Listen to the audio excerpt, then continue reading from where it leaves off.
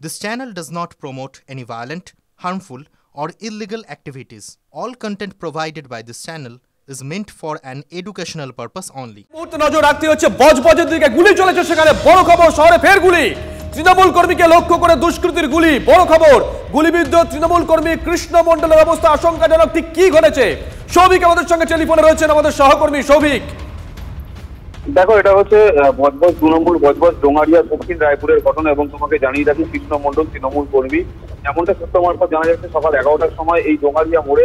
দুজন ব্যক্তি বাইকে করে আসে এবং তাকে লক্ষ্য করে গুলি চালায় বুকে এবং পিঠে তার গুলি লাগে ইতিমধ্যে কিন্তু তাকে নিয়ে আসা হয়েছে কলকাতার এমআরআই হসপিটালে ঢোকানো হয়েছে এবং তার অবস্থা কিন্তু আশঙ্কাজনক কে বা কারা এই ঘটনা ঘটালো এবং কি উদ্দেশ্য নিয়ে ঘটালো সেটা এখনো পরিষ্কার নয় যদিও নোদাখালী থানার পুলিশ তদন্ত করছে তবে সকালবেলা এরকম একটা ঘটনা কিন্তু বজবজ 2 নম্বর রায়পুর ডোঙারিয়াতে যথেষ্ট পরিমাণে উত্তেজনা ছড়িয়েছে। এই যে তৃণমূল কংগ্রেস কর্মী কৃষ্ণ মণ্ডল সে কি কোনো পোর্টফোলিও হোল্ডার? দেখো এখনো পর্যন্ত যেটা জানা যাচ্ছে সে বিগত দিনে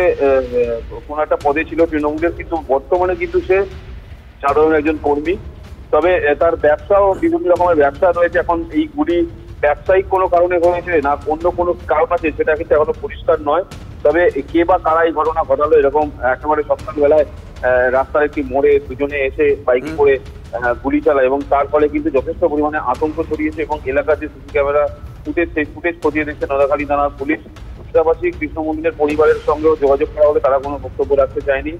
যদিও তার অবস্থা আশঙ্কাজনক রয়েছে এবং তাকে এমআরআই হসপিটালে ভর্তি করা হয়েছে ইতিমধ্যেই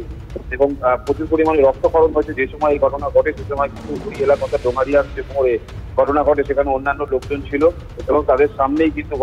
সকালবেলায় গুলি চালানো হয়। কতজন দুষ্কৃতী ছিল কিসে করে এসেছিল তারা?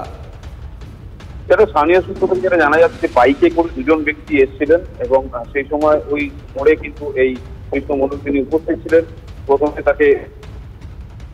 গুলি করা হয় এবং গুলি করা হলে সে রাস্তায় লুটিয়ে ফেলে আততায়ীরা পালিয়ে যায় পরবর্তীকালে স্থানীয় লোকজন এবং এলাকার লোকজন তার পরিবারের লোকজনরা ছুটে আসে তাকে এমআরআই হসপিটালে নিয়ে আসা হয়েছে অপারেশন চলছে তবে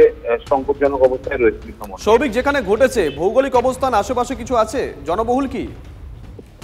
একদমই তাই জনবহুল তো অবশ্যই কারণ যে জায়গায় ডোঙারিয়া মোড় সেখানে আশেপাশে প্রচুর দোকান রয়েছে এবং যেটা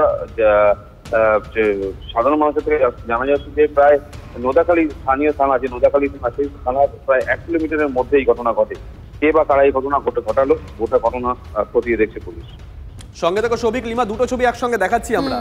আমরা দুটো ছবি একসঙ্গে দেখাচ্ছি আমরা মালদার ছবি দেখাচ্ছি মালদার পরপর গুলির ঘটনার ছবি আমরা পরপর দেখাচ্ছি কালিয়াচকে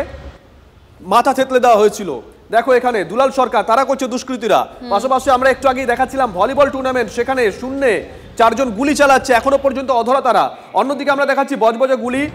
যে তৃণমূল কর্মীকে লক্ষ্য করে গুলি করা হয়েছে তাকে ইতিমধ্যেই হাসপাতালে নিয়ে আসা হয়েছে দুটো ছবি একই সঙ্গে আমরা দেখাচ্ছি একদিকে আমরা দেখাচ্ছিলাম পরপর মালদার একের পর এক ঘটনা অন্যদিকে আমরা দেখাচ্ছিলাম আজকে বজবজে কিন্তু কি কারণে এই গুলি এখনো পর্যন্ত পরিষ্কার নয় ব্যক্তিগত শত্রুতা ব্যবসায়িক শত্রুতা নেপথ্যে রাজনৈতিক কারণ আছে কিনা এখনো পর্যন্ত পরিষ্কার নয় কিন্তু উদ্বেগের বিষয় এটাই জনবহুল এলাকায় দুজন দুষ্কৃতী বাইকে করে আসছে গুলি চালিয়ে চম্পট দিচ্ছে মানে আমাদের রাজ্যে একটার পর একটা এরকম ঘটনা ঘটছে যেখানে মানে গুলি মানে আগ্নেয়াস্ত্র নিয়ে এদিক ওদিক চলে যাওয়াটা মানে খুব সহজ একটা বিষয় হয়ে দাঁড়িয়েছে আর এই ছবিগুলি সেটা প্রমাণ করছে।